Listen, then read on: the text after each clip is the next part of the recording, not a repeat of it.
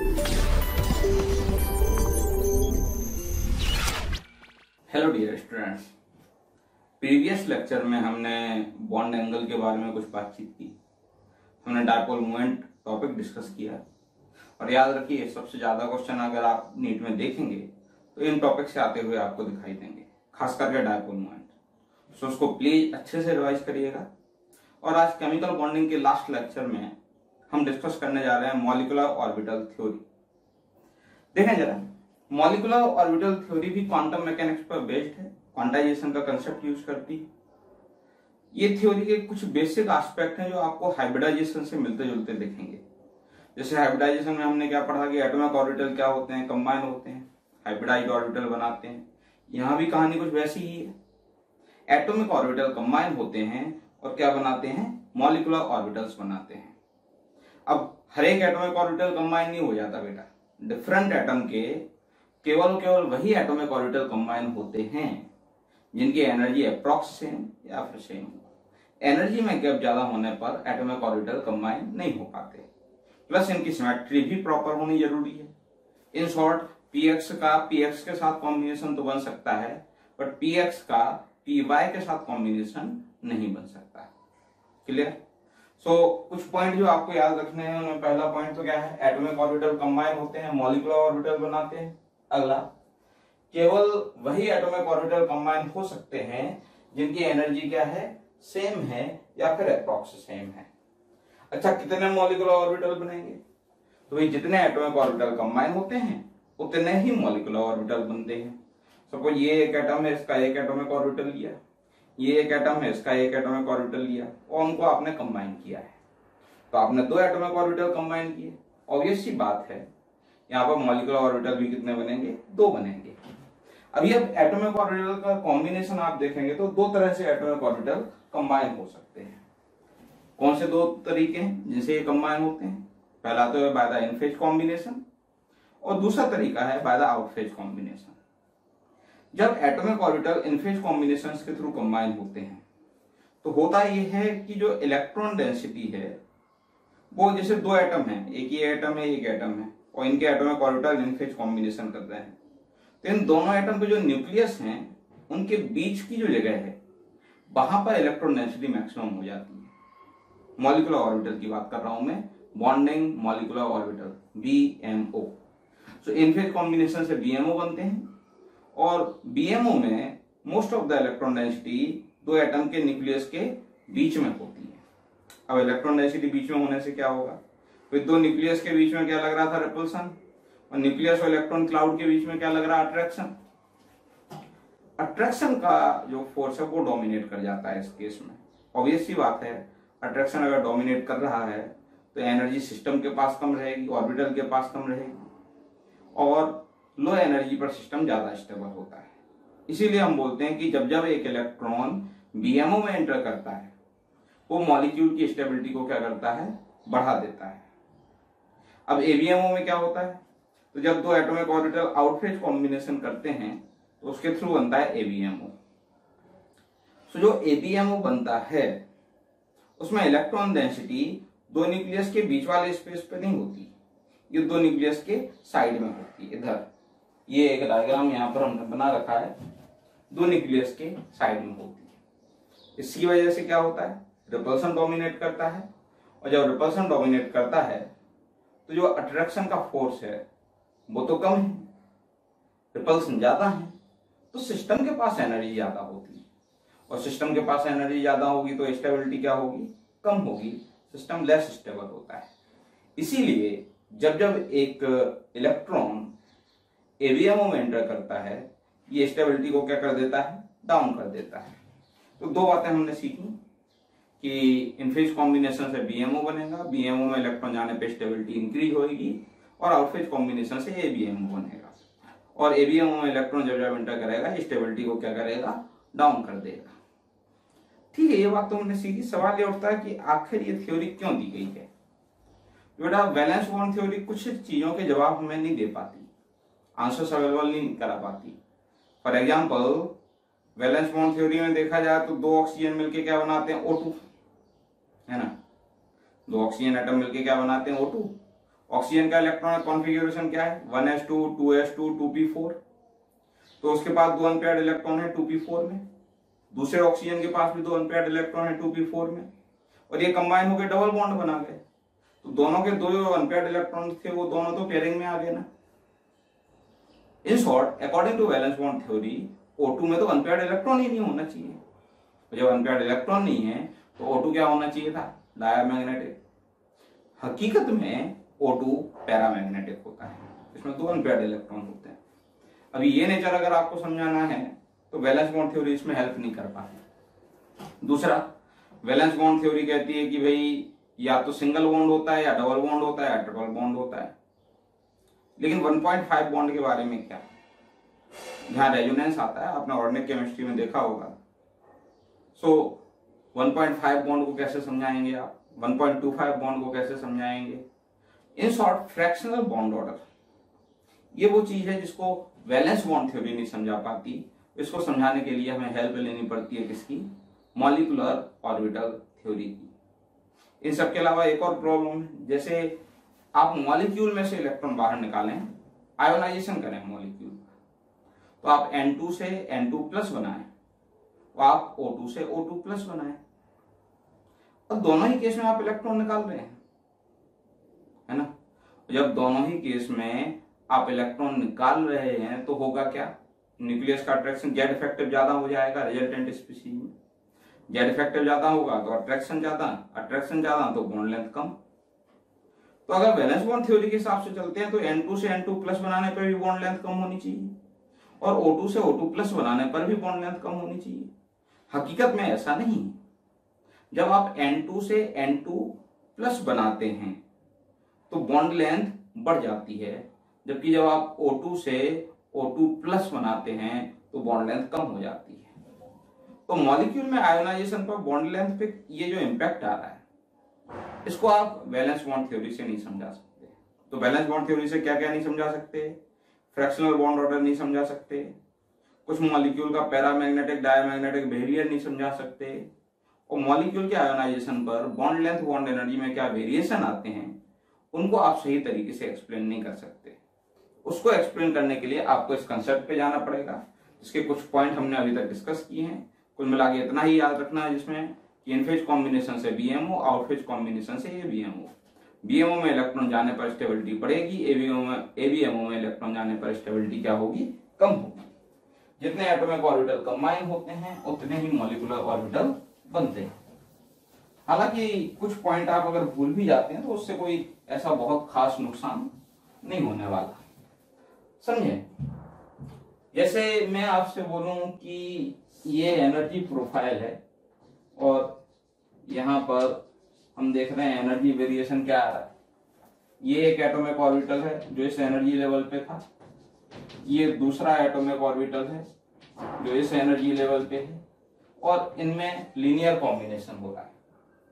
अब 2 atomic orbital को मिलाओगे तो मॉलिक्यूलर ऑर्बिटल भी 2 बनेंगे, एक बनेगा इन फेज कॉम्बिनेशन से, एक बनेगा आउट फेज कॉम्बिनेशन से।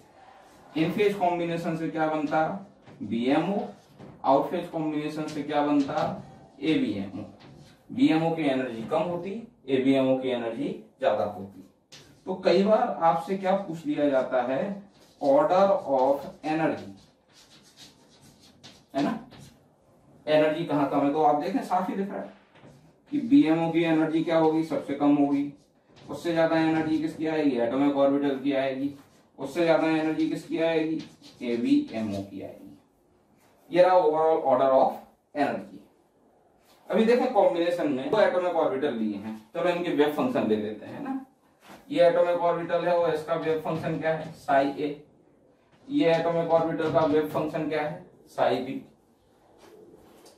इनके कॉम्बिनेशन को हम वेव नेचर के थ्रू एक्सप्लेन करने की कोशिश करेंगे कि अगर हम इन्हें वेव कंसीडर करें तो ये कुछ किस तरह से आप एज्यूम कर पाएंगे, समझेगा बेटा। अभी तक मैं आपको बोलूं क्या लिया हमने, 2 तरह के एटॉमिक ऑर्बिटल लिए हैं। एटॉमिक ऑर्बिटल क्या लिया, A और B, और इनके हमने क्या लिए, वेव फंक्शन। आपने पढ़े होंगे एटॉमिक स्ट्रक्चर में, A का वेव फंक्शन क्या, साई A, और बी का वेव फंक्शन क्या, साई बी। और इनमें हम बात कर सकते हैं इलेक्ट्रॉन फाइंडिंग प्रोबेबिलिटी की। एटॉमिक ऑर्बिटल ए में इलेक्ट्रॉन फाइंडिंग प्रोबेबिलिटी क्या आएगी, साई ए का स्क्वायर। और एटॉमिक ऑर्बिटल बी में इलेक्ट्रॉन फाइंडिंग प्रोबेबिलिटी क्या होगी, साई बी का स्क्वायर। और अब इनमें दो कॉम्बिनेशन, तो पहला हम क्या ले रहे हैं, इन फेज कॉम्बिनेशन। याद है ना, इन फेज कॉम्बिनेशन से क्या बनता है, बीएमओ बनता है। तो जब एटॉमिक ऑर्बिटल ए और be in phase combination show करेंगे तो ये रहा एटॉमिक वेव फंक्शन साई ए और ये रहा वेव फंक्शन साई बी। और ये देखे सेम फेज में, ये जब पॉजिटिव कोऑर्डिनेट में जा रहा है तो ये भी पॉजिटिव में जा रहा है। ये इन फेज कॉम्बिनेशन कर गए। इन फेज कॉम्बिनेशन के बाद जो रिजल्टेंट वेव फंक्शन है वो आपको इस तरह से दिखाई देगा, जिसका एम्पलीट्यूड आपको बढ़ा हुआ दिखाई देगा। और ये वेव फंक्शन को आप क्या बोलोगे, साई बीएमओ। क्लियर। ये जो साई बीएमओ है ये किसके इक्वल आएगा, ये इक्वल आएगा psi A plus psi B, क्योंकि एडिटिव इफेक्ट है। भाई बीएमओ कैसे बनता है, एडिटिव इफेक्ट से बनता है। दोनों वेव फंक्शन क्या हो जाते हैं, ऐड हो जाते हैं। और जब इस बीएमओ में आप इलेक्ट्रॉन फाइंडिंग प्रोबेबिलिटी की बात करेंगे तो इसकी इलेक्ट्रॉन फाइंडिंग प्रोबेबिलिटी क्या आएगी, साई बीएमओ का स्क्वायर। साई बीएमओ का स्क्वायर बोले तो psi A plus psi B का स्क्वायर। क्लियर। अब ए प्लस बी का होल स्क्वायर क्या होता, A square plus B square plus 2ab। तो वो चीज इधर भी आएगी, यानी इलेक्ट्रॉन फाइंडिंग प्रोबेबिलिटी जब आप बीएमओ में देखेंगे, साई बीएमओ का स्क्वायर देखेंगे तो ये किसके इक्वल आएगा, psi A square plus psi B square plus 2 psi A psi B. तो समझे, इंडिविजुअल एटम में अगर आप देखें तो electron finding probability psi A square और साई बी स्क्वायर आ रही थी। और जब इनका इनफेज कॉम्बिनेशन हुआ तो उनकी इलेक्ट्रॉन फाइंडिंग प्रोबेबिलिटी जो आ रही है वो Sai A square Sai B square से ज्यादा आ रही है। कितना ज्यादा आ रही है, 2 साई ए साई बी। यानी एक बीएमओ में इलेक्ट्रॉन फाइंडिंग प्रोबेबिलिटी ज्यादा होती है उसके पेरेंट एटॉमिक ऑर्बिटल में इलेक्ट्रॉन फाइंडिंग प्रोबेबिलिटी के सम से। उन दोनों एटम को मिलाकर जो इलेक्ट्रॉन फाइंडिंग प्रोबेबिलिटी थी उससे भी ज्यादा आएगी। तो ये तो पहला हुआ कौन सा, इनफेज कॉम्बिनेशन। तो हमने देखा इनफेज कॉम्बिनेशन से बना बीएमओ, और बीएमओ में हमने लिखा पेरेंट एटॉमिक ऑर्बिटल से ज्यादा दिखाई दे रही है इलेक्ट्रॉन फाइंडिंग प्रोबेबिलिटी। और अब हम करने वाले हैं क्या, आउट फेज कॉम्बिनेशन। देखें जरा,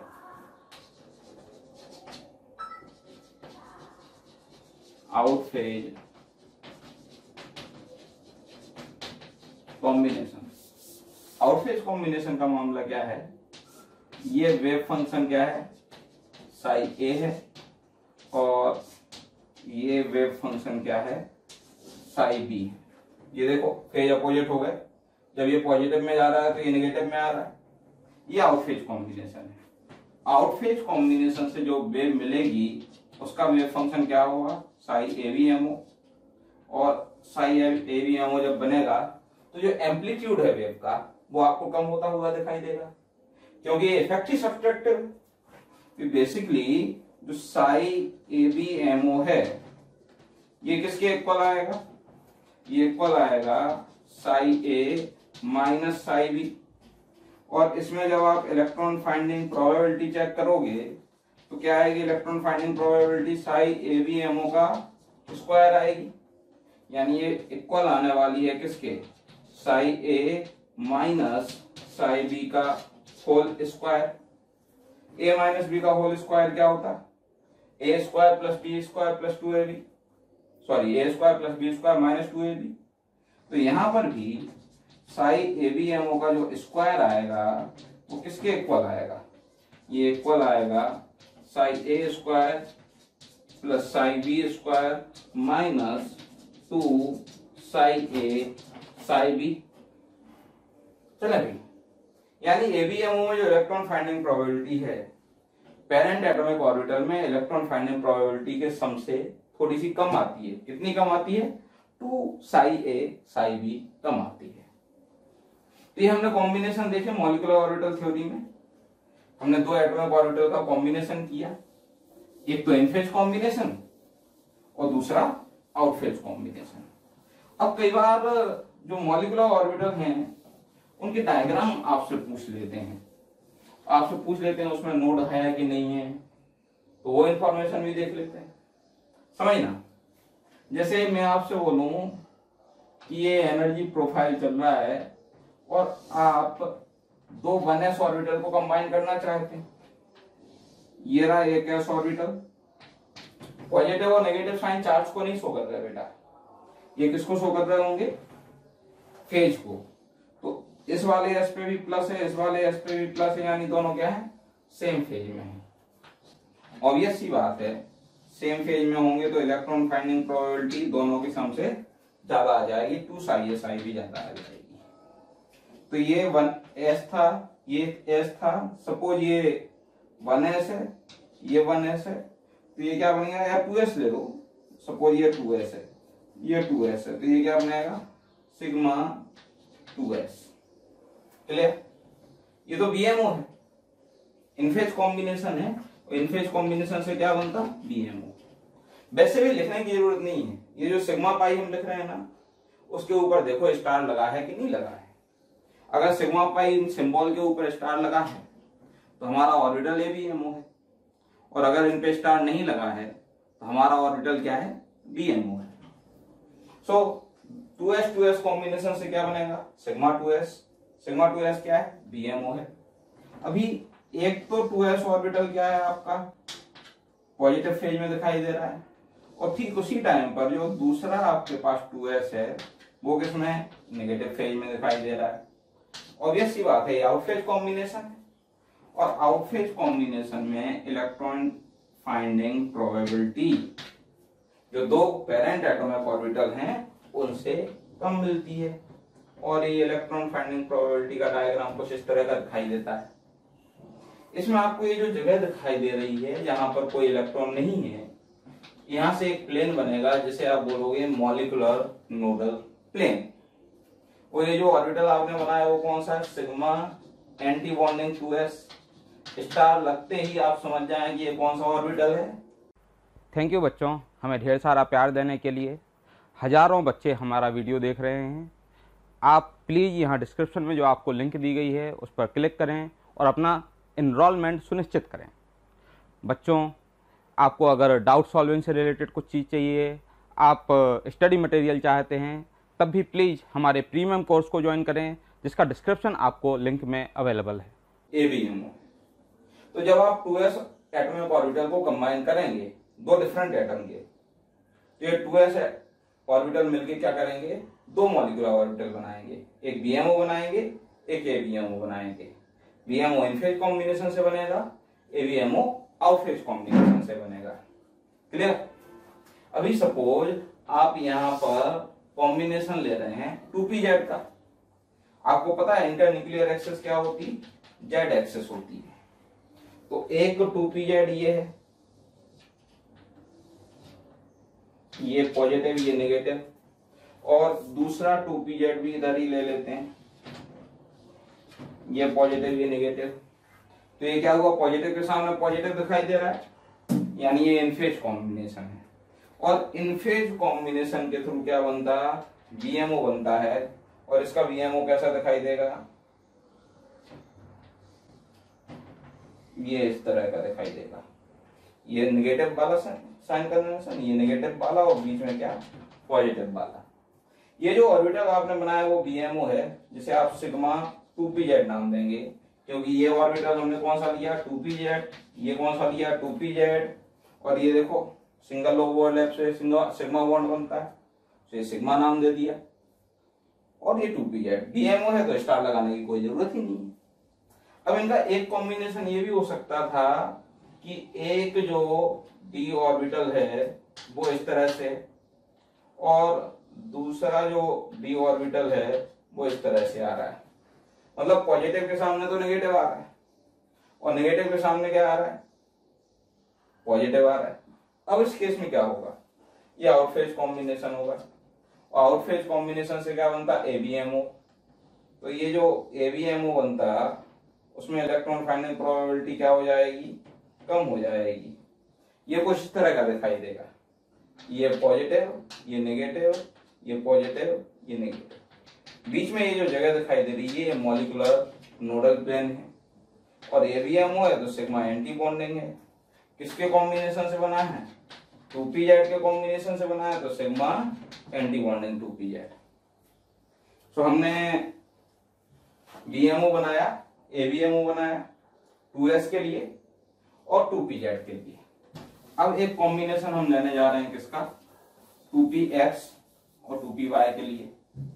सपोज आप ये एक ऑर्बिटल लेते हैं, कौन सा, 2px, ये दूसरा ऑर्बिटल लेते हैं, ये भी क्या है 2px, ये पॉजिटिव ये नेगेटिव, ये पॉजिटिव ये नेगेटिव, तो पॉजिटिव से पॉजिटिव मिलेगा, नेगेटिव से नेगेटिव मिलेगा, यानी इन फेज कॉम्बिनेशन। और इन फेज कॉम्बिनेशन से क्या बनता है, BMO बनता है, ये बना BMO और टू लो इंटरैक्ट करते हैं तो पाई बॉन्ड बनता है। तो ये कौन सा है, ये पाई है। कौन सा वाला पाई है, 2px है, क्योंकि 2px कंबाइन हुए हैं। और ऊपर साइन कन्वेंशन क्या आएगा, पॉजिटिव, नीचे साइन कन्वेंशन क्या आएगा, नेगेटिव। और बीच की ये जो खाली जगह दिखाई दे रही है, इस खाली जगह को हम क्या बोलते हैं, मॉलिक्यूलर नोडल प्लेन। अभी देखना जी बेटा, एक तो सपोज 2px यूं है और दूसरा जो 2px है वो यूं है, यानी पॉजिटिव के सामने नेगेटिव आ रहा है और नेगेटिव के सामने क्या आ रहा है, पॉजिटिव। इस केस में ये आउटफेज कॉम्बिनेशन बनेगा और आउटफेज कॉम्बिनेशन जो होता है, ध्यान दें, आउटफेज कॉम्बिनेशन जो होता है वो क्या होता है, ABMO बनाता है। क्लियर, तो ये बना ABMO। बॉन्ड टू लो इंटरैक्ट कर रहे हैं तो बॉन्ड का इंडिकेशन किसका होगा, पाई का, ठीक है। और 2px से बन रहा है तो पाई 2px। एंटी बॉन्डिंग है तो इस पे क्या लगेगा, स्टार लगेगा। सो यहां तक आते आते हमने कुछ सेट देखे डिफरेंट मॉलिक्यूलर ऑर्बिटल के। यहां से जनरली आपके क्वेश्चन मॉलिक्यूलर नोडल प्लेन के ही पूछते हैं। जैसे यहाँ पर पाई एंटी बॉन्डिंग 2px में एक तो ये मॉलिक्यूलर नोडल प्लेन है और दूसरा ये मॉलिक्यूलर नोडल प्लेन है। आप डायरेक्ट रिजल्ट याद रखें, ज्यादा सही है। चलें अब आगे की बात करते हैं। अब हम वो क्वेश्चन डिस्कस करने जा रहे हैं जहां पर नीट से सबसे ज्यादा क्वेश्चन आते हैं, ऑर्डर ऑफ एनर्जी। भाई हमने एटॉमिक ऑर्बिटल में इलेक्ट्रॉनिक कॉन्फ़िगरेशन लिखना सीखा और वो इलेक्ट्रॉनिक कॉन्फ़िगरेशन लिखने के तरीके में हमने क्या देखा, ऑर्डर ऑफ एनर्जी। यहां पर भी ऐसा ही कुछ है, जैसे वहां पर एटॉमिक ऑर्बिटल अबव प्रिंसिपल को फॉलो करते हैं, यहां पर भी मॉलिक्यूलर ऑर्बिटल अबव प्रिंसिपल को फॉलो करते हैं। एक एटॉमिक ऑर्बिटल में कितने इलेक्ट्रॉन रखते हैं आप, 2। यहां पर भी एक मॉलिक्यूलर ऑर्बिटल में कितने इलेक्ट्रॉन रखे जाते हैं, 2, अपोजिट स्पिन में। अगर 2 molecular orbital approx same energy के हैं, 2 मॉलिक्यूलर ऑर्बिटल सेम एनर्जी के हैं, तो फिर इलेक्ट्रॉन की पेयरिंग तब तक नहीं करेंगे जब तक कि दोनों वैकेंट ऑर्बिटल में एक एक इलेक्ट्रॉन नहीं चला जाता। सपोज आपके पास ये 2 मॉलिक्यूलर ऑर्बिटल हैं, दोनों सेम एनर्जी पे हैं, आपको 2 इलेक्ट्रॉन भरने हैं, तो आप एक ही मॉलिक्यूलर ऑर्बिटल में फिर 2 इलेक्ट्रॉन नहीं भरोगे, दोनों में एक एक भरोगे। 3 भरने होते तो पहले दोनों में एक एक जाता, तीसरा जो इलेक्ट्रॉन है वो क्या होगा, पेयरिंग में आ जाएगा। ऑर्बिटल थ्योरी में एनर्जी का एक सीक्वेंस है जो आपको याद रखना है। क्लियर, 2 केस बनेंगे बेटा। एक तो केस 1 जहां पर टोटल इलेक्ट्रॉन मॉलिक्यूल या फिर आयन में 14 से कम या उसके बराबर होंगे, और दूसरा केस तब जब टोटल इलेक्ट्रॉन 14 से ज्यादा होंगे। अगर आप देखें तो कोई खास चेंज नहीं है, आपको केवल सिग्मा 2pz की पोजीशन याद रखना है। जब टोटल इलेक्ट्रॉन 14 है तो उसमें सिग्मा 2pz क्या आ रहा है, बाद में आ रहा है पाई 2px पाई 2py के बाद। और जब टोटल इलेक्ट्रॉन 14 से ज्यादा हैं तो उस समय सिग्मा 2pz पाई 2px और पाई 2py के कहां आ रहा है, पहले आ रहा है। क्लियर। अब यहां से क्या होगा, जैसे एनर्जी सीक्वेंस है, एक मॉलिक्यूलर ऑर्बिटल में आप 2 इलेक्ट्रॉन भरेंगे, ठीक है भाई, 2 इलेक्ट्रॉन भरते जाएंगे, पेयरिंग में आते जाएंगे वो इलेक्ट्रॉन। सपोज अब यहाँ पर देखें π2px π2py सेम एनर्जी पे है, तो अब यहां पर अगर आपको 2 इलेक्ट्रॉन भरने हुए तो किसी एक में आप दोनों इलेक्ट्रॉन नहीं भरेंगे, दोनों वैकेंट ऑर्बिटल के पास एक एक इलेक्ट्रॉन जाएगा। हाँ, 3 इलेक्ट्रॉन भरने हुए तो एक इधर और अगला इधर पेयरिंग में भरते हैं, क्लियर। ठीक इसी तरह की कंडीशन πnt बॉन्डिंग 2px और πnt बॉन्डिंग 2py के साथ चलती है। अब यहां से क्या होगा, आप इलेक्ट्रॉन भरें, जिन पे स्टार लगा हुआ है वो ABMO है, जिन पे स्टार नहीं लगा हुआ है वो BMO है। और यहाँ पे एक फॉर्मूला आता है बॉन्ड ऑर्डर का। बॉन्ड ऑर्डर क्या है, total number of electron in BMO minus total number of electron in ABMO, और उसको आप डिवाइड करें कितने से, 2 से। अभी बॉन्ड ऑर्डर 1 आता है मतलब 2 एटम के बीच में सिंगल बॉन्ड है, 2 आने का मतलब डबल बॉन्ड है, 3 आने का मतलब ट्रिपल बॉन्ड है। और अगर बॉन्ड ऑर्डर की वैल्यू 0 आती है या फिर ये नेगेटिव आती है, इसका मतलब मॉलिक्यूल एक्सिस्ट करता ही नहीं। और आपके तो नीट में इस तरह के क्वेश्चन भी आ चुके हैं, which of the following species doesn't exist. तो जैसे वो आपसे पूछें डाई एटॉमिक स्पीसीज दे रखी है, कौन सी नहीं बनेगी, देखो भाई बॉन्ड ऑर्डर निकाल लो, जिसका बॉन्ड ऑर्डर 0 आ रहा होगा, जिसका बॉन्ड ऑर्डर नेगेटिव आ रहा होगा, वो स्पीसीज एक्सिस्ट नहीं करेगी। अब एक और चीज, स्टेबिलिटी का ऑर्डर पूछा जाता है आपसे, N2 N2 plus N2 minus, O2 O2 plus O2 minus, इस तरह से। सो स्टेबिलिटी जो होती है वो डायरेक्टली प्रोपोर्शनल आती है किसके, बॉन्ड ऑर्डर के। और अगला आपसे पूछा जाता है बॉन्ड लेंथ। अगर डिफरेंट एटम है तो पहले तो बड़े साइज का एटम जहां होगा वहां बॉन्ड लेंथ ज्यादा होगी। हाँ, सेम एटम है तो बॉन्ड लेंथ इनवर्सली प्रोपोर्शनल आ जाती है किसके, बॉन्ड ऑर्डर के। वैसे भी आपको पता है डबल बॉन्ड सिंगल बॉन्ड से छोटा होता है, और ट्रिपल बॉन्ड डबल बॉन्ड से क्या होता है, छोटा होता है। अब इसको अप्लाई कैसे करें वो चीज देखते हैं भाई। मॉलिक्यूलर ऑर्बिटल थ्योरी से तो मैक्सिमम क्वेश्चन ही आपके एप्लीकेशन बेस्ड है। आपसे पूछा जाएगा भाई स्पीसीज पैरामैग्नेटिक है या डायामैग्नेटिक है, आपसे पूछा जा सकता है कि इनमें बॉन्ड लेंथ का ऑर्डर क्या है, आपसे पूछा जा सकता है बॉन्ड एनर्जी का ऑर्डर क्या है। चलो कुछ सिंपलेस्ट एग्जांपल से स्टार्ट करते हैं। यहाँ पर एग्जांपल हम ले रहे हैं कौन कौन से, H2 प्लस, H2 माइनस और H2 डाई नेगेटिव, क्लियर। पहले तो इनमें क्या करें आप, टोटल इलेक्ट्रॉन्स काउंट करें, तो इसके पास 2 आएंगे, 1 आएगा, 3 आएंगे, 4 आएंगे। और जब टोटल इलेक्ट्रॉन आप काउंट कर चुके होंगे तो आप लिखेंगे इलेक्ट्रॉनिक कॉन्फ़िगरेशन सिग्मा 1s2। यहाँ पे बात खत्म होती है, 2 इलेक्ट्रॉन भरने थे, भर दिए। यहाँ इलेक्ट्रॉनिक कॉन्फ़िगरेशन क्या आएगा, सिग्मा 1s1। यहाँ इलेक्ट्रॉनिक कॉन्फ़िगरेशन क्या आएगा, सिग्मा 1s2 और एंटी बॉन्डिंग 1s1। और यहाँ इलेक्ट्रॉनिक कॉन्फ़िगरेशन क्या, सिग्मा 1s2 और सिग्मा एंटी बॉन्डिंग 1s2। चलो अभी इलेक्ट्रॉनिक कॉन्फ़िगरेशन भी आ गया। तो जब इलेक्ट्रॉनिक कॉन्फ़िगरेशन आपको दिख जाए तो आप क्या निकाल सकते हैं फिर, पैरामैग्नेटिक और डायामैग्नेटिक बिहेवियर, बॉन्ड ऑर्डर। अब बॉन्ड ऑर्डर कैसे निकालें, याद है ना बॉन्ड ऑर्डर का फॉर्मूला, BMO 2 इलेक्ट्रॉन है, ABMO में इलेक्ट्रॉन है ही नहीं, डिवाइडेड बाय 2। BMO 1 इलेक्ट्रॉन है, ABMO में इलेक्ट्रॉन है ही नहीं, डिवाइडेड बाय 2। BMO 2 इलेक्ट्रॉन है, ABMO में 1 है, divided by 2।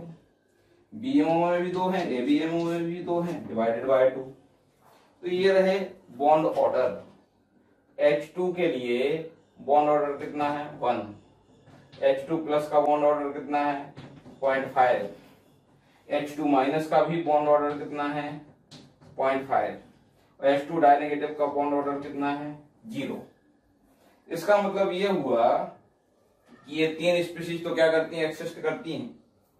H2 die negative exist नहीं करता, H2 डाई नेगेटिव नहीं मिलता। अभी एक ऑर्बिटल में 2 इलेक्ट्रॉन है तो गारंटी है पेयरिंग में होंगे, 2 ही इलेक्ट्रॉन दिखाई दे रहे हैं। इसका मतलब ये स्पीशीज क्या आने वाली है, ये डायमैग्नेटिक आने वाली है। एक ही इलेक्ट्रॉन है, ऑब्वियस सी बात है, सिंगल इलेक्ट्रॉन है तो अनपेयर्ड होगा। अनपेयर्ड होगा तो ये क्या आएगा, पैरामैग्नेटिक आएगा। वापस से इसमें एक इलेक्ट्रॉन इधर दिखाई दे रहा है, अनपेयर्ड है। अनपेयर्ड इलेक्ट्रॉन के साथ क्या है, पैरामैग्नेटिक। और इसके तो मैग्नेटिक बिहेवियर की चर्चा करनी भी क्यों, ये तो मॉलिक्यूल या आयनिक स्पीशीज एक्सिस्ट ही नहीं करती। तो ये डाया पैरा डाया।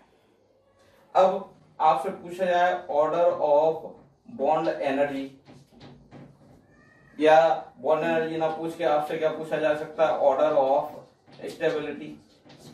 तो देखो ये मैक्सिमम बॉन्ड ऑर्डर किसका, H2 का है। अब दिक्कत यह है कि H2 प्लस और H2 माइनस में किसकी बॉन्ड एनर्जी ज्यादा होगी, किसकी स्टेबिलिटी ज्यादा होगी। तो आपको एक शॉर्ट ट्रिक दे देता हूं, पहले तो बॉन्ड ऑर्डर देख लो। अगर दो स्पीशीज का बॉन्ड ऑर्डर सेम आ रहा है, सेम एलिमेंट से बनाई हुई स्पीशीज, तो कैटायन की स्टेबिलिटी ज्यादा मिलेगी या आयन की कम मिलेगी। सीधे सीधे कंसेप्ट लगाओ। तो H2 सबसे आगे, सेम बॉन्ड ऑर्डर है, कैटायन की स्पीशीज की स्टेबिलिटी ज्यादा है। क्लियर। हाँ, आपसे बॉन्ड लेंथ भी पूछा जा सकता था। तो बॉन्ड लेंथ का ऑर्डर क्या आएगा, H2 की सबसे कम होगी, उससे ज्यादा H2 प्लस की, और सबसे ज्यादा जो बॉन्ड लेंथ आएगी वो किसकी आएगी, H2 माइनस की आएगी। इस तरह के ढेरों क्वेश्चंस हैं बेटा जो आपसे पूछे जाते हैं। क्लियर। अब ज्यादातर केस जो आते हैं उसमें टोटल इलेक्ट्रॉन 10 से तो ज्यादा मिलते हैं, 8 से ज्यादा मिलते हैं, और एग्जाम में इतना टाइम ही नहीं होता कि हम क्या कर पाए, इस तरह से कोई शॉर्टकट लगा पाए, इस तरह से हम पूरा डिटेल में लिख पाए sigma 1s anti bonding 1s। तो इतना टाइम तो कभी हमारे पास होगा ही नहीं। तो आप इसके लिए ट्रिक फॉलो करें। क्या ट्रिक फॉलो करना है भाई, सिग्मा 1s फिर anti bonding 1s, sigma 2s anti bonding 2s। उसके बाद की जो 3 ऑर्बिटल हैं, चाहे सिग्मा 2pz पहले हो या बाद में हो, आएंगे तो BM हो। क्लियर। ये कब बता रहा हूं मैं, ये आपके लिए मैं बना रहा हूं केस 1, जब टोटल इलेक्ट्रॉन 8 to 14 की रेंज में है। समझना, 2 इधर 2 इधर 2 इधर 2 इधर, 8 इलेक्ट्रॉन तो इधर ही भर गए। 8 के बाद के सारे इलेक्ट्रॉन किस में जाएंगे, BMO में। तो जब आप इलेक्ट्रॉन भर रहे होगे 8 या 8 से ज्यादा, तो ABMO में तो 4 इलेक्ट्रॉन मिलेंगे, इसकी गारंटी। और बाकी सारे जो भी इलेक्ट्रॉन बचे वो किसमें है, वो BMO में है। तो यहां पर एक सीधा सीधा फॉर्मूला लिखते हैं, bond order equal to the number of electron in BMO, वो रिमेनिंग, किसके बाद remain, number of electron in ABMO। तो ABMO में कितने हैं, 4 डिवाइडेड बाय 2। एग्जाम्पल, सपोज आपसे पूछा है कि B2 का बॉन्ड ऑर्डर निकालें। तो B2 के लिए टोटल इलेक्ट्रॉन कितने आते हैं, 10।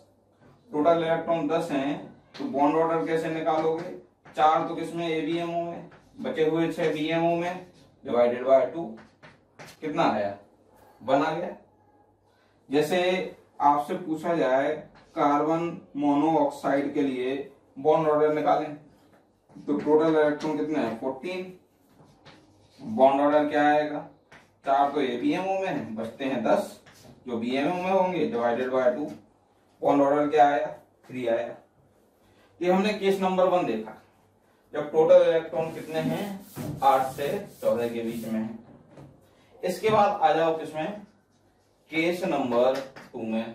तो भाई होगा ये sigma 1s anti bonding 1s, sigma 2s anti bonding 2s। मैं कब देख रहा हूं, जब टोटल इलेक्ट्रॉन ग्रेटर देन 14 है या इक्वल टू द 14 है, तब 1s anti bonding 1s, 2s anti bonding 2s।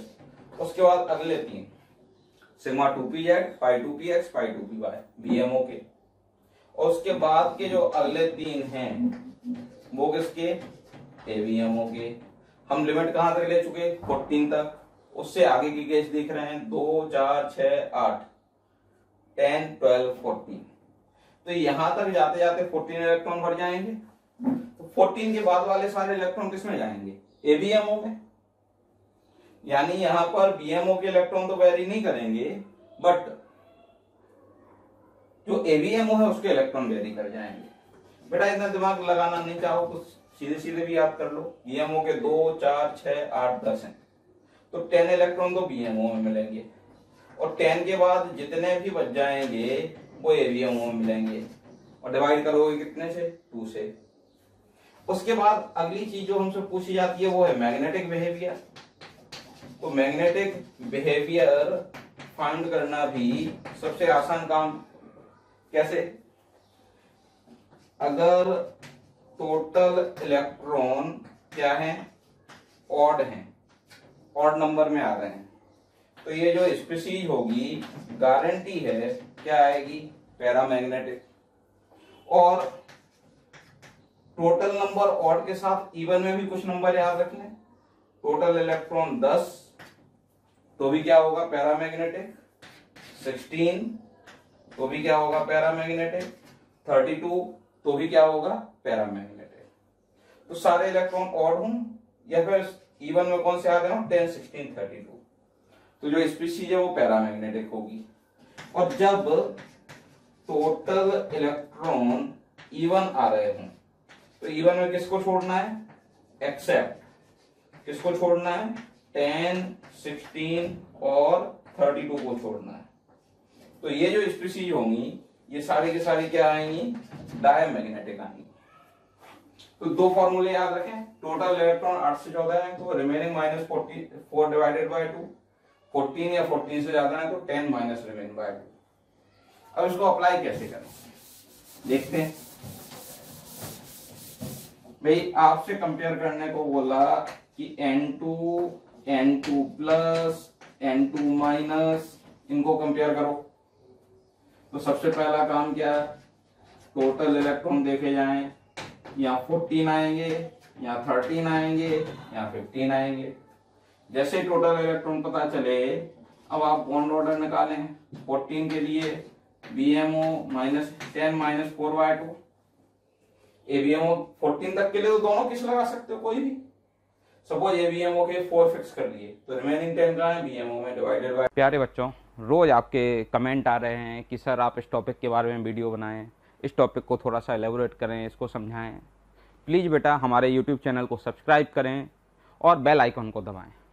दरअसल हो ये रहा है कि कई बार जो टॉपिक आप बोलते हैं ऑलरेडी उस टॉपिक का वीडियो अवेलेबल होता है हमारे यूट्यूब चैनल पर, है ना। सो आप जब बेल आइकॉन प्रेस करते हैं तो आपको उसकी इन्फॉर्मेशन भी मिलेगी और वहाँ से आप हमारे सारे वीडियो देख पाएंगे। आपने BMO के 10 फिक्स कर लिए, रिमेनिंग क्या है ABMO में डिवाइडेड बाय 2। 14 से कम है केस 1 जिसमें 4 तो ABMO में होंगे, बचे 9 जो BMO में होंगे डिवाइडेड बाय 2। तो ये बॉन्ड ऑर्डर 3 था और इधर कितना आया 2.5। 14 से ज्यादा है केस सेकंड, 10 BMO में, बचे हुए ABMO में डिवाइडेड बाय 2, ये 2.5। अब मैग्नेटिक बिहेवियर, टोटल नंबर क्या है, इवन है, और इवन में 10, 16, 32 का केस नहीं है, यानी गारंटी है ये क्या आएगा, डायामैग्नेटिक आएगा। टोटल इलेक्ट्रॉन ऑड है, ऑड में तो देखते ही लगा दो वही पैरामैग्नेटिक है। टोटल इलेक्ट्रॉन ऑड है यानी ये पैरामैग्नेटिक है। क्लियर? अभी आपसे पूछा जाए ऑर्डर ऑफ स्टेबिलिटी, तो स्टेबिलिटी सबसे ज्यादा कहां होती है, जहां बॉन्ड ऑर्डर मैक्सिमम हो यानी N2 में। जब बॉन्ड ऑर्डर सेम हो तो कैटायन की जो स्टेबिलिटी है वो अपने को एनायन की स्टेबिलिटी से क्या रखना, ज्यादा रखना। तो ये किसके बिहाफ पे निकाला, बॉन्ड ऑर्डर ये 3 था और इन दोनों के बॉन्ड ऑर्डर क्या थे, 2.5 थे। ये स्टेबिलिटी का ऑर्डर है। और आपसे अगर पूछ ले बॉन्ड लेंथ का ऑर्डर, तो बॉन्ड लेंथ का ऑर्डर क्या आएगा, N2 से ज्यादा फिर N2 प्लस, और मैक्सिमम बॉन्ड लेंथ जो आएगी वो किसकी आएगी, N2 माइनस की। चलो बॉन्ड लेंथ के बाद एक और केस है जो आपके नीट में प्रीवियस ईयर एग्जाम में आपको दिखेगा, वो भी हम डिस्कस कर ही लेते हैं। O2 प्लस, O2 माइनस, है ना, O2 डाई नेगेटिव। तो देखना O2 है, उसके बाद O2 प्लस है, फिर O2 माइनस है, और फिर O2 डाई नेगेटिव है। क्लियर? और इनके लिए आप क्या करेंगे, सबसे पहले तो टोटल इलेक्ट्रॉन काउंट करेंगे। तो टोटल इलेक्ट्रॉन O2 के कितने आएंगे, 16, O2 प्लस के कितने आएंगे, 15, ये 17 और ये 18। बॉन्ड ऑर्डर की ट्रिक, सेकंड केस बनेगा सारे, ये 10 - 6/2, ये 10 - 5/2, इधर 10 - 7/2 और 10 - 8/2। ये क्या आ गया? Bond order. बॉन्ड ऑर्डर कितना आ रहा है इधर? 2, इधर 2.5, इधर 1.5 और इधर 1। तो अगर आपसे कोई पूछे कि ऑर्डर ऑफ बॉन्ड एनर्जी बताएं, तो बॉन्ड एनर्जी का ऑर्डर, सबसे ज्यादा बॉन्ड एनर्जी किसकी आएगी? O2+। बॉन्ड ऑर्डर क्या है? मैक्सिमम है। उसके बाद किसकी आएगी? O2। उसके बाद बॉन्ड एनर्जी किसकी आएगी? देखो जरा, O2- और मिनिमम क्या आएगी? O2 डायनेगेटिव। क्योंकि जो बॉन्ड ऑर्डर है ना वो 2.5, 2, 1.5 और 1 उसके ब्याह पे। अब मैग्नेटिक बिहेवियर, भाई टोटल इलेक्ट्रॉन क्या है? इवन नंबर में है, बट इवन में 10, 16, 32 पैरामैग्नेटिक होता है, यानी O2 क्या होगा? पैरामैग्नेटिक आएगा। ऑड नंबर में है तो गारंटी है पैरामैग्नेटिक होने की, ऑड नंबर में है गारंटी है पैरामैग्नेटिक होने की, इवन नंबर में है चेक करो क्या ये 10, 16, 32 का केस है? बिल्कुल नहीं है। बाकी सारे इवन नंबर क्या होते हैं? डायमैग्नेटिक होते हैं। यानी जो स्पीशीज हैं उनमें ले देके O2 डायनेगेटिव है, पेरोक्साइड जो क्या है आपके लिए? डायमैग्नेटिक है। बाकी 3 स्पीशीज क्या है? पैरामैग्नेटिक है। बेटा मॉलिक्यूलर ऑर्बिटल थ्योरी में यूं तो पढ़ने को बहुत कुछ है, बट हमारे लिए टाइम की बाउंडेशन है, सो यहां पर हम मॉलिक्यूलर ऑर्बिटल थ्योरी फिनिश करते हैं। सो अब हम बात करने जा रहे हैं किसके बारे में? H बॉन्ड, हाइड्रोजन बॉन्ड के बारे में। अब हुआ क्या कि कुछ मॉलिक्यूल थे जो साइंटिस्ट को परेशान कर रहे थे, जिनकी प्रॉपर्टी परेशान कर रही थी। एक तो H2O ही देखें, जिसके melting point, boiling point exceptionally high है। भाई H2O और H2S दोनों एक ही फैमिली के मेंबर हैं। उसके बाद भी आप देखें तो H2O का बॉइलिंग पॉइंट काफी ज्यादा है, इसके बावजूद कि इसका मॉलिक्यूलर वेट कम है, इसका सरफेस एरिया कम है H2S से।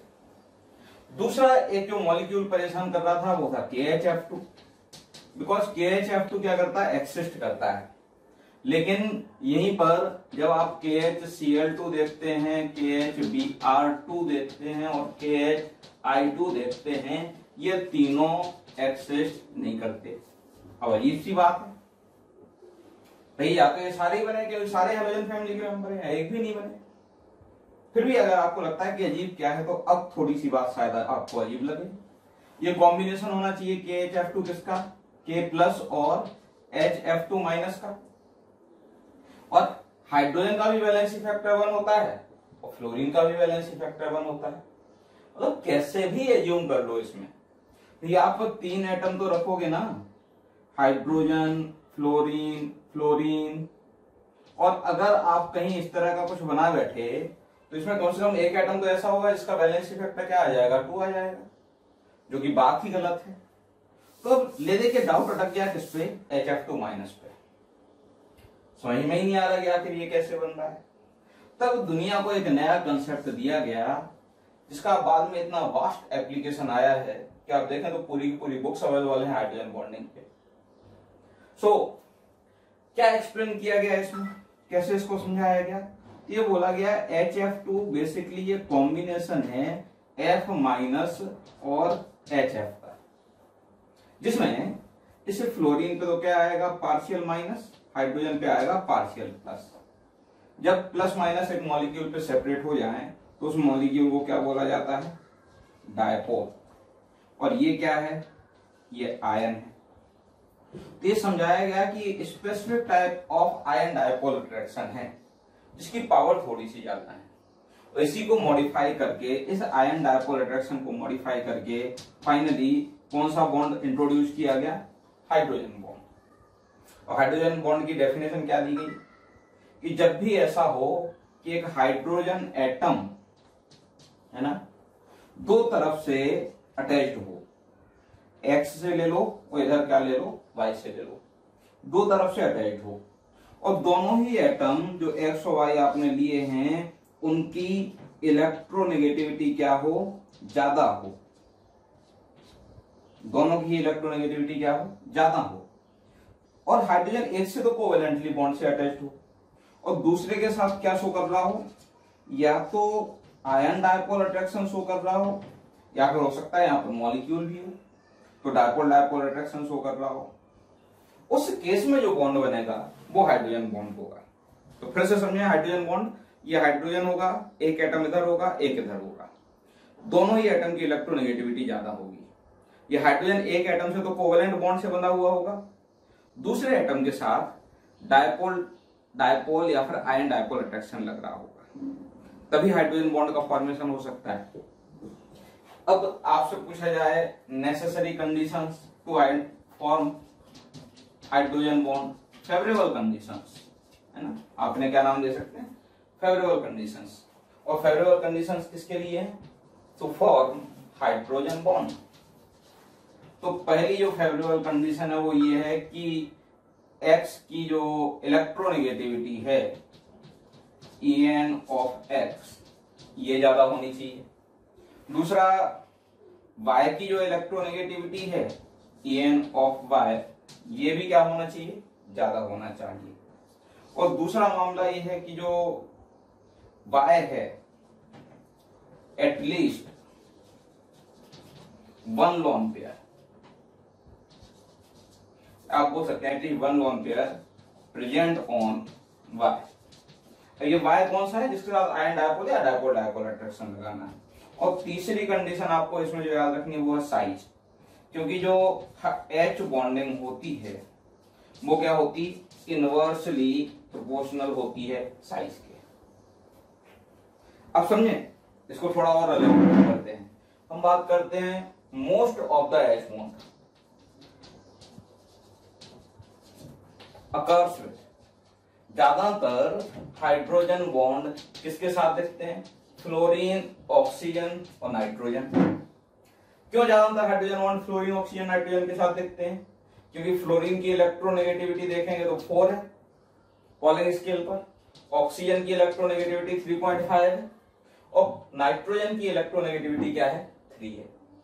तो पूरी पीरियोडिक टेबल में हाईएस्ट इलेक्ट्रोनेगेटिविटी पर यही 3 एलिमेंट आते हैं। और यही वजह है कि मोस्ट ऑफ द एग्जांपल जो आप H बॉन्डिंग के देखते हैं उनमें ये 3 एटम में से कोई एक या फिर तीनों इन्वॉल्व हो सकते हैं। चलिए आगे बढ़ते हैं। अब आप बोलोगे सर नाइट्रोजन के लिए भी इलेक्ट्रोनेगेटिविटी क्या होती, 3 होती, और क्लोरीन की भी इलेक्ट्रोनेगेटिविटी 3 होती। तो आपने ये तो लिखा है कि ज्यादातर नाइट्रोजन के साथ तो H बॉन्डिंग आ जाती है, बट क्लोरीन के साथ H बॉन्डिंग नहीं आती। वाई, क्यों नहीं आती? क्लोरीन के साथ H बॉन्डिंग के केस बहुत कम मिलने वाले हैं बेटा। क्यों? क्योंकि क्लोरीन एटम का साइज बहुत बड़ा है। हमने यहाँ पर लिखा है कि हाइड्रोजन बॉन्डिंग में साइज का बहुत बड़ा रोल है। अगर किसी एटम का साइज काफी बड़ा है तो उसके साथ इफेक्टिव हाइड्रोजन बॉन्ड नहीं बनेगा। चलिए एक और चीज मैं आपसे पूछूं, क्या NH4 प्लस H बॉन्ड बना पाएगा? जी नहीं। क्यों नहीं बना सकता? क्योंकि नाइट्रोजन पे लोन पेयर ही नहीं है। और यहाँ पर ये माना जाता है कि जब आयन डायपोल अट्रैक्शन लग रहा होता है तो Y minus partially lone pair को डोनेट करता है हाइड्रोजन के पास, तो लोन पेयर का होना भी जरूरी है। तो ये हमने अब तक बात की। फिर से एक बार बताएंगे जरा, हाइड्रोजन बॉन्ड क्या होता है। जब भी ऐसा हो कि hydrogen atom 2 more electronegative atom के बीच में आ जाए और एक एटम से तो इसने बना रखा हो क्या, कोवेलेंट बॉन्ड, और दूसरे इलेक्ट्रोनेगेटिव एटम से ये क्या करे, आयन डायपोल या डायपोल डायपोल टाइप का अट्रैक्शन शो कर रहा हो with partial donation of lone pair. तो जो बॉन्ड बनता है वो कौन सा बॉन्ड होता है, हाइड्रोजन बॉन्ड। अब बात करते हैं टाइप ऑफ H बॉन्ड की। तो भाई H बॉन्ड 2 टाइप के हो सकते हैं, एक तो एक ही मॉलिक्यूल के अंदर बन जाए, दूसरा 2 मॉलिक्यूल के बीच में बने। सो H bond can be categorized into 2 types. One, intermolecular H bond. तो एक तो इंटरमोलिकुलर H bond है। इंटर का मतलब जानते ही होंगे, 2 मॉलिक्यूल के बीच में। जैसे अभी हमने एक एग्जांपल लिया, तो एक एग्जांपल लिया हमने HF और HF के बीच में। तो ये दो मॉलिक्यूल हैं और दो मॉलिक्यूल के बीच में यहां पर क्या आ रहा है, ये हाइड्रोजन बॉन्ड आ रहा है। या फिर आप एग्जांपल ले सकते हैं HF और H2O के बीच में, तो ये H2O है और ये HF है, ये अट्रैक्शन लग रहा है। ये भी इंटरमॉलिक्यूलर हाइड्रोजन बॉन्ड है, ये भी इंटरमॉलिक्यूलर हाइड्रोजन बॉन्ड है, क्योंकि दो मॉलिक्यूल के बीच में हाइड्रोजन बॉन्ड बन रहा है। अगली कैटेगरी जो इसमें हाइड्रोजन बॉन्ड में आती है वो आती है कौन सी, इंट्रा मॉलिक्यूलर हाइड्रोजन बॉन्ड। अब इंट्रामॉलिक्यूलर हाइड्रोजन बॉन्ड में क्या करते हैं, एक ही मॉलिक्यूल में H बॉन्डिंग आती है। जैसे आप यहां पर बेंज अल्डेहाइड ले लें, क्लियर, तो ये C और ये डबल बॉन्ड O, ये H, और ये एक ही मॉलिक्यूल में क्या बन गया, H बॉन्ड बन गया। सो हाइड्रोजन बॉन्ड दो टाइप के बनते हैं, एक तो इंटरमॉलिक्यूलर हाइड्रोजन बॉन्ड और दूसरे कौन से, इंट्रामॉलिक्यूलर हाइड्रोजन बॉन्ड। हम एक एक करके दोनों कैटेगरी डिस्कस करेंगे। पहले हम डिस्कस करेंगे इंटरमॉलिक्यूलर हाइड्रोजन बॉन्ड, उसके बाद बातचीत होगी किसके बारे में, इंट्रामॉलिक्यूलर हाइड्रोजन बॉन्ड के बारे में। Let's see some examples of intermolecular H bond. और इंटरमॉलिक्यूलर में भी मैं स्पेसिफाई कर दूं, ये फर्स्ट कैटेगरी जो हम ले रहे हैं वो कौन सी है, होमोमॉलिक्यूलर, मींस वो दो मॉलिक्यूल जिनके बीच में हाइड्रोजन बॉन्ड लग रहा है वो सेम मॉलिक्यूल होंगे। और इसका पहला एग्जांपल हम लेते हैं कौन सा, H2O। देखें जरा भाई, H2O में क्या होता, ये दो हाइड्रोजन अटैच्ड हैं और H2O के पास दो लोन पेयर भी हैं, सो ये लोन पेयर भी पार्शियली डोनेट कर सकता है। अगर यहां पर भी कोई एक H2O का मॉलिक्यूल हो तो उसके ऑक्सीजन के साथ ये हाइड्रोजन H बॉन्ड बना जाएगा। यहां पर अगर H2O कोई अवेलेबल हो तो उसके ऑक्सीजन के साथ ये हाइड्रोजन क्या बना जाएगा, H बॉन्ड बना जाएगा। यहां पर कोई H2O अवेलेबल हो तो उसके ऑक्सीजन के साथ ही H बॉन्ड बना जाएगा। यहां पर कोई H2O अवेलेबल हो तो उसके साथ बना जाएगा। इन शॉर्ट आपसे एग्जाम में क्वेश्चन पूछा जाता है, क्या क्वेश्चन पूछा जाता है, नंबर ऑफ हाइड्रोजन बॉन्ड्स पर मॉलिक्यूल, एक मॉलिक्यूल के साथ कितने हाइड्रोजन बॉन्ड बनेंगे। और फिलहाल यहां पर ये आंसर कितना आएगा, 4, क्योंकि H2O के दो हाइड्रोजन है जिससे दो हाइड्रोजन बॉन्ड बनेंगे और एक ऑक्सीजन है जिससे आप दो हाइड्रोजन बॉन्ड का फॉर्मेशन करेंगे। और ये काफी सारे H बॉन्ड है, ऑक्सीजन की इलेक्ट्रोनेगेटिविटी भी ज्यादा है, ऑब्वियसली बात है इस चीज का इंपैक्ट भी मिलता है। क्या इंपैक्ट मिलता है वो हम बाद में देखते हैं, है ना। फिलहाल तो हम एग्जांपल देखें कि कहां कहां इंटरमॉलिक्यूलर है और कहां कहां इंट्रामॉलिक्यूलर है। इसी तरह का एक एग्जांपल आप देख सकते हैं अमोनिया। अमोनिया में भी पर मॉलिक्यूल हाइड्रोजन बॉन्ड आते हैं 4। कैसे, ये आपका जो पिरामिडल शेप होता है उसमें 3 हाइड्रोजन से 3 H बॉन्ड बन जाते हैं और एक H बॉन्ड बनता है नाइट्रोजन से जो कि दूसरे अमोनिया मॉलिक्यूल से लगा होता, और इस तरह से अमोनिया में भी H बॉन्डिंग आती है। तो मैं अगर आपसे पूछूं क्या टर्सरी एमीन में, ट्राई मिथाइल एमीन में H बॉन्ड आएगा, जी नहीं। क्यों नहीं आएगा, सोचो जरा। क्या ट्राई मिथाइल एमीन में आपके पास ऐसा हाइड्रोजन है जो कि इलेक्ट्रोनेगेटिव एटम से अटैच हो, बिल्कुल नहीं है। ट्राई मिथाइल एमीन के जितने भी हाइड्रोजन है वो कार्बन से अटैच है और कार्बन की इलेक्ट्रोनेगेटिविटी इतनी सफिशिएंट नहीं होती कि इसके थ्रू आप हाइड्रोजन बॉन्ड का फॉर्मेशन कर पाए। यानी यहां तो H बॉन्ड है बट ट्राई मिथाइल एमीन में H बॉन्ड नहीं। ठीक है, ऐसे इधर भी है, आप समझे। जैसे अगर H2O वाले केस से ही आगे बढ़े, हमने देखा कि H2O में H बॉन्डिंग है और नंबर ऑफ H बॉन्ड पर मॉलिक्यूल कितने आते हैं, 4 आते हैं। भाई मैं आपसे पूछूं क्या अल्कोहल्स में H बॉन्डिंग हो सकती है, बिल्कुल, क्योंकि ये रहा अल्कोहल मॉलिक्यूल, तो एक तो H बॉन्ड किससे हो जाएगा, हाइड्रोजन से। तो यहां पर भी तो एक अल्कोहल मॉलिक्यूल चल रहा होगा ना, और एक H बॉन्ड किससे होगा, किसी भी इधर जो अल्कोहल मॉलिक्यूल चल रहा होगा उसके हाइड्रोजन से। तो बेसिकली एक, अगर आपको हमारे वीडियो पसंद आ रहे हैं प्लीज़ उन्हें लाइक करें, शेयर करें, ताकि ज़्यादा से ज़्यादा ज़रूरतमंद बच्चों तक उनकी पहुंच हो सके। प्यारे बच्चों, आपका बहुत प्यार और स्नेह हमें मिल रहा है और यही वजह है कि हम हाईली मोटिवेटेड रहते हैं आपको अपनी बेहतर सुविधाएं देने के लिए, बेहतर सेवाएं देने के लिए। जो अल्कोहल होता है वो कितने H बॉन्ड बनाता है, 2। नंबर ऑफ H बॉन्ड्स पर मॉलिक्यूल H बॉन्ड्स अल्कोहल में कितने आते हैं, 2। याद रखिएगा, H2O में नंबर ऑफ हाइड्रोजन बॉन्ड पर मॉलिक्यूल 4 आते हैं, जबकि अल्कोहल में नंबर ऑफ हाइड्रोजन बॉन्ड पर मॉलिक्यूल कितने आते हैं, 2 आते हैं। अब यहां पर सपोज मैं एग्जांपल लेता हूं ईथर का।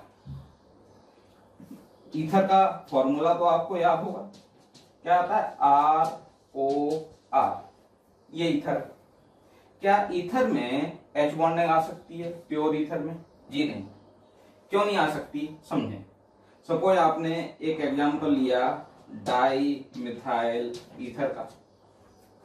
क्या इस डाई मिथाइल ईथर में हाइड्रोजन इलेक्ट्रोनेगेटिव एलिमेंट से डायरेक्टली अटैच्ड है, बिल्कुल नहीं। हाइड्रोजन किससे अटैच्ड है, कार्बन से। और कार्बन की इलेक्ट्रोनेगेटिविटी, मैं सिंगल बॉन्डेड कार्बन की बात कर रहा हूं, कार्बन की इलेक्ट्रोनेगेटिविटी इतनी सफिशिएंट नहीं होती कि वो क्या कर पाए, H बॉन्ड का फॉर्मेशन कर पाए। प्रॉब्लम है, यानी प्योर ईथर में H बॉन्ड का केस नहीं बनेगा। चले आगे बढ़ते हैं, कुछ और बातचीत करते हैं। आप बता सकते हैं कि क्या अल्डेहाइड में, एसिड अल्डेहाइड में H बॉन्ड हो सकता है? क्या हाइड्रोजन मोर इलेक्ट्रोनेगेटिव एटम से अटैच दिखाई दे रहा है? बिल्कुल नहीं, पॉसिबल नहीं है। क्या एसिटिक एसिड में, कार्बोक्सिलिक एसिड में H बॉन्डिंग पॉसिबल है?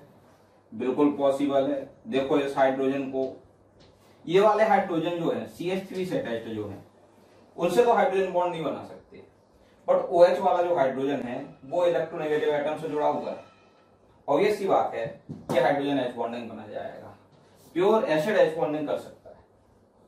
तो पहचानना काफी आसान होता है, ये कोई भारी भरकम काम नहीं है। मैं आपसे पूछूं, क्या कीटोन H बॉन्डिंग कर सकता है? जी नहीं। वापस से, हाइड्रोजन इलेक्ट्रोनेगेटिव एटम से अटैच्ड नहीं है। चलो एक दो एग्जांपल और समझते हैं। उम्मीद है अब तक आपको ये बात समझ में आई होगी कि कहां H बॉन्ड दो मॉलिक्यूल के बीच में आने वाला है। क्या देखना होता है, आपको सिंपली ये चेक करना होता है कि hydrogen more negative, more electronegative atom के साथ अटैच्ड है या कि नहीं है। चलिए अब कुछ एग्जांपल हम देखते हैं किसके, इंट्रा मॉलिक्यूलर H बॉन्ड के। और इंट्रा मॉलिक्यूलर H बॉन्ड में आपको ऑर्थो पोजीशन पे देखना है, समझना। जैसे मैं एक एग्जांपल लेता हूं ऑर्थो नाइट्रोफिनॉल का, है ना। ये है ऑर्थो नाइट्रोफिनॉल। और ऑर्थो नाइट्रोफिनॉल में ये इधर बना देता हूं, थोड़ा सा आपको सिस्टमेटिक दिखाई देगा, ये H बॉन्डिंग आ जाएगी। क्या इस तरह की H bonding, intramolecular H bonding para और मेटा में आ सकती है? जी नहीं।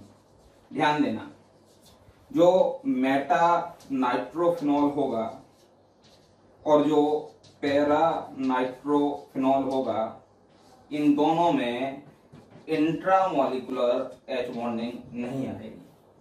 ऑल्दो इनमें इंटरमॉलिक्यूलर H बॉन्डिंग जरूर आ जाएगी। पहली बात तो ये समझे इंट्रा क्यों नहीं आएगी, क्योंकि NO2 के साथ इस जो OH ग्रुप की डिस्टेंस है वो बहुत ज्यादा हो जाएगी, और डिस्टेंस बहुत ज्यादा होने पर हाइड्रोजन बॉन्ड इफेक्टिव नहीं रह जाता।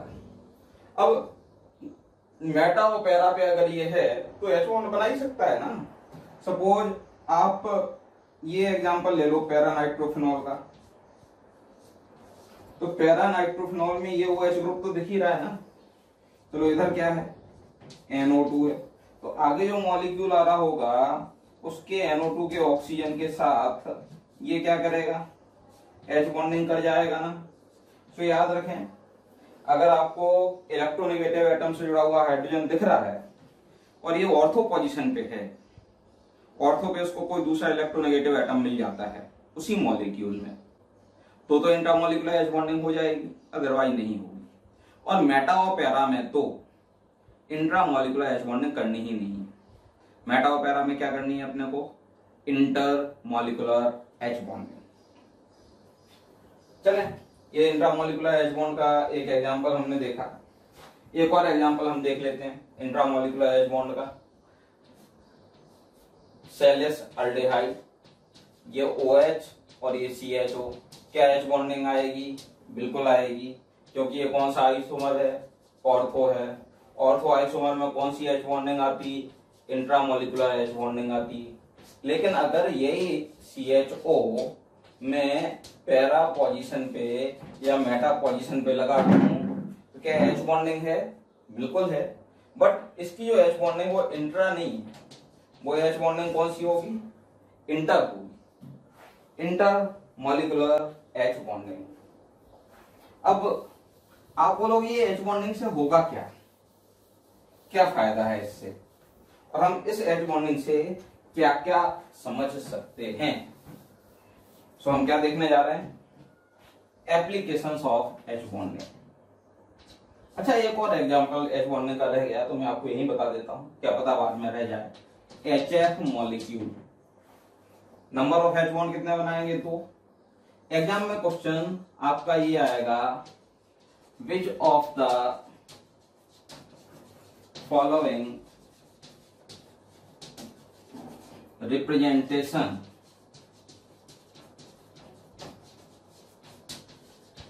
Is correct. अगर आप एच बॉन्ड बना रहे हैं तो HF के लिए कौन सा रिप्रेजेंटेशन करेक्ट होगा? ऑप्शन ए,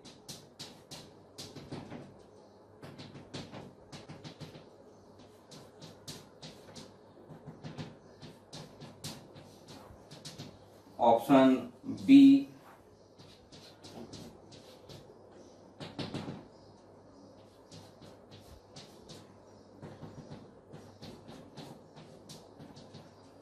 ऑप्शन सी,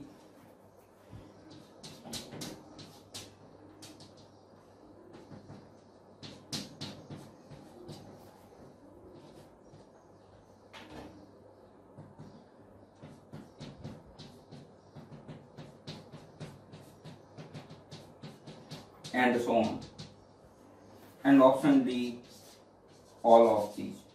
अब हमें लगता है कि भाई दो एच बॉन्ड बनाने तो दो तो तीनों केस में बन रहे हैं, तो क्या तीनों आंसर हो जाएंगे? जी नहीं। पहली चीज तो ये समझें, जिगजैग मैनर की जो पैकिंग है वो इफिशिएंट होती है, बट जिगजैग मैनर में HF में दो तरह की पैकिंग यहाँ पे बनाई गई है, एक तो ऑप्शन बी में, एक ऑप्शन सी में। सही आंसर ऑप्शन सी है, क्योंकि ऑप्शन बी में क्या दिक्कत है, दोनों फ्लोरीन जो आ रहे हैं वो पास पास आ रहे हैं। इन फ्लोरीन के पास पास आने से क्या होगा, लोन पेयर रिपल्सन ज्यादा लगेगा।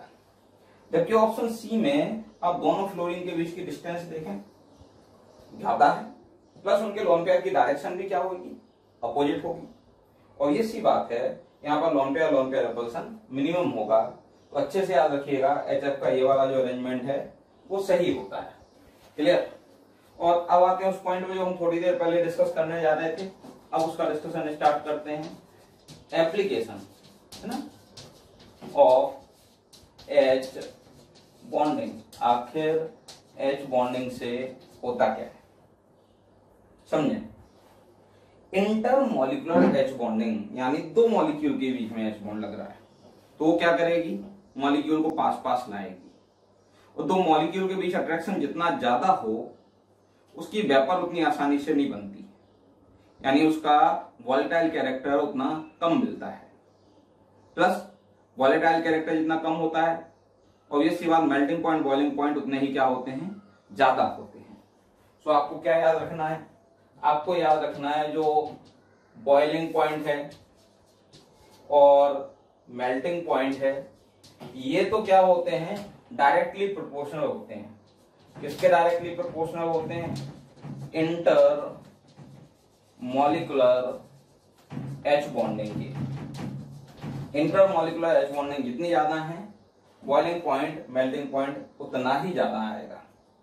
अच्छा, और वेपर प्रेशर, और वेपर प्रेशर ना पूछ के कई बार आपसे क्या पूछा जाता है, वॉलेटाइल नेचर।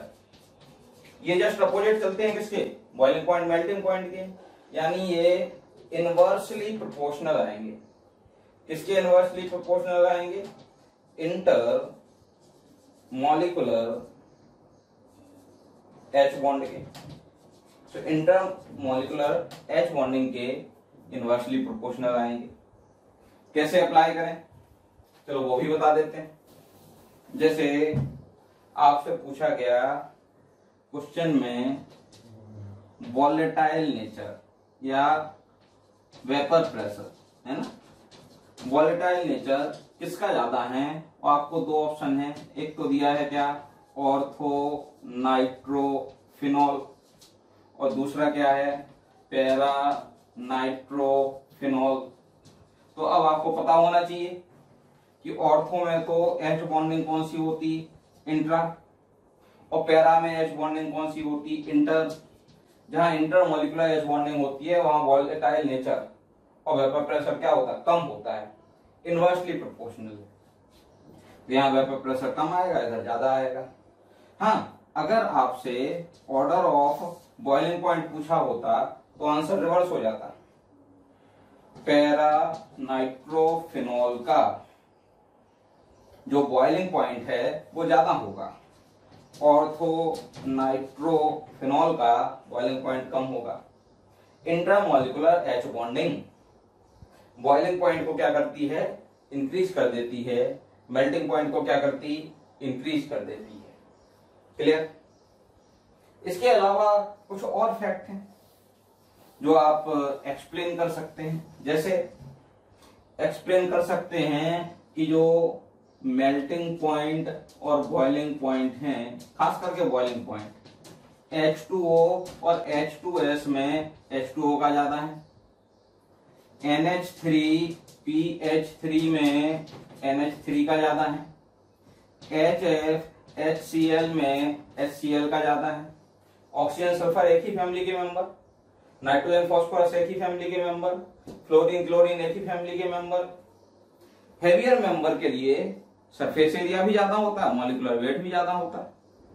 तो होना तो ये चाहिए कि हेवियर मेंबर के मेल्टिंग पॉइंट बॉइलिंग पॉइंट क्या आने चाहिए, ज्यादा आने चाहिए, बट यहाँ ट्रेंड उल्टा दिखाई दे रहा है। क्यों? क्योंकि ये तीन जो केस हमने लिए हैं, ये तीनों केस ऐसे हैं जिनमें कौन सी एच बॉन्डिंग है, इंटर मॉलिक्यूलर एच बॉन्डिंग है, और रिमेनिंग जो तीन केस दिखाई दे रहे हैं इसमें ये एच बॉन्डिंग नहीं है। जहां इंटर मॉलिक्यूलर एच बॉन्डिंग आती है वहां मेल्टिंग पॉइंट बॉइलिंग पॉइंट ज्यादा आते हैं। आपको पता है कि H2S क्या होता, लिक्विड होता है, H2S क्या होता, गैसियस होता है। सो एग्जाम में ये भी पूछ सकते हैं कि H2O लिक्विड है और H2S गैस है, रीजन क्या है? रीजन सिंपल सा है कि H2O में H बॉन्डिंग है, इंटरमॉलिक्यूलर H बॉन्डिंग है, जबकि H2S में इंटरमॉलिक्यूलर H बॉन्डिंग नहीं है। इवन दो कई बार इनके ऑक्साइड के लिए, इनके हाइड्राइड के लिए मेल्टिंग पॉइंट के कुछ ऑर्डर भी पूछे जाते हैं। चलो उनको भी डिस्कस कर लेते हैं। देखें बेटा, ये रहे कुछ मेल्टिंग पॉइंट बॉइलिंग पॉइंट के ऑर्डर।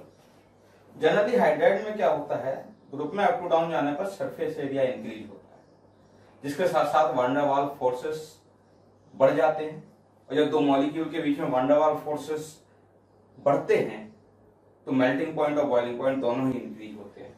और ये चीज कार्बन फैमिली में क्लियरली ऑब्जर्व भी हो रही है, जहां ग्रुप में अप टू डाउन जाने पर बॉइलिंग पॉइंट और मेल्टिंग पॉइंट दोनों ही इंक्रीज हो रहे हैं। Although nitrogen oxygen hydrogen family में कुछ जगह आपको एक्सेप्शन दिख रहे होंगे, जैसे ग्रुप में up to down melting point boiling point increase होना चाहिए, हो भी रहे हैं बॉइलिंग पॉइंट, बट जो अमोनिया है उसका बॉइलिंग पॉइंट मिनिमम नहीं है, वो इधर बीच में आता है, ये एरो यहाँ पे लगा हुआ है, वहां पे आपको अमोनिया रखना है। तो ऑर्डर क्या है, PH3 ASH3 देन NH3 फिर SBH3 फिर BiH3। ये नाइट्रोजन फैमिली के हाइड्राइड का बॉइलिंग पॉइंट का ऑर्डर है। अब अमोनिया थोड़ा आगे क्यों आया, क्योंकि अमोनिया में H बॉन्डिंग है, जबकि बाकी के मेंबर में H बॉन्डिंग नहीं है। यहां देखें ऑक्सीजन फैमिली में H2O, H2S, H2SE, H2T group में up to down boiling point increase हो रहा है, और H2O का बॉइलिंग पॉइंट मिनिमम ना होकर क्या है, मैक्सिमम। क्यों मैक्सिमम है, due to H bond.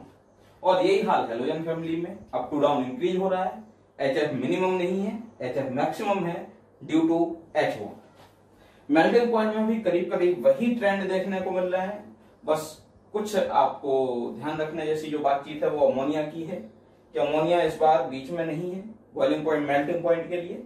Ammonia का मेल्टिंग पॉइंट मैक्सिमम है नाइट्रोजन फैमिली में, और HF ये मेल्टिंग पॉइंट मैक्सिमम नहीं है, ये सेकंड मैक्सिमम।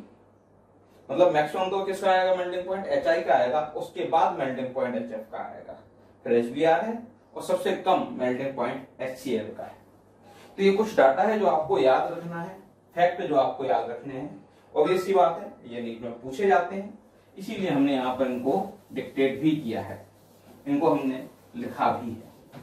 अच्छा, इसी के साथ साथ कई बार विस्कोसिटी भी पूछते हैं, तो याद रखिए किसी भी मॉलिक्यूल के लिए जो विस्कोसिटी है वो डायरेक्टली प्रोपोर्शनल आती है। किसके डायरेक्टली प्रोपोर्शनल आती है, इंटर मॉलिकुलर H बॉन्ड के। सो जितने आप OH बढ़ाते जाएंगे उतना ही क्या होगा, H बॉन्डिंग इंक्रीज होता जाएगा, और जितना H बॉन्डिंग इंक्रीज होता जाएगा विस्कोसिटी भी उतनी ही इंक्रीज होती जाएगी। यहां पर मैंने 3 मॉलिक्यूल लिखे हैं, इथेनॉल,